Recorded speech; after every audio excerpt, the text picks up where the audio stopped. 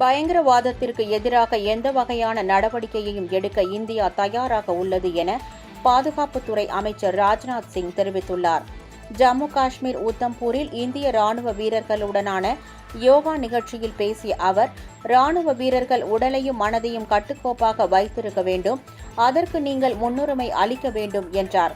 நீங்கள் வலிமையாக இருந்தால் நமது எல்லைகள் வலுவாக இருக்கும், எல்லைகள் வலுவாக இருக்கும்போது இந்தியா வலுவாக இருக்கும் என்று கூறினார்.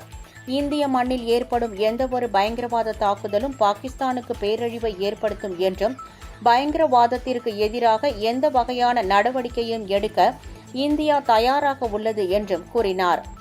ஆபரேஷன் சிந்தூர் நடவடிக்கையின் மூலம் இந்தியாவுக்கு எதிரான தொடர்ச்சியான பயங்கரவாதத்தை பொறுத்துக் கொள்ள முடியாது என்றும், இந்தியாவிற்கு எதிரான பாகிஸ்தானின் கொள்கை ஒருபோதும் நிறைவேறாது என்றும் காட்டியிருப்பதாகவும் அவர் அப்போது தெரிவித்தார்.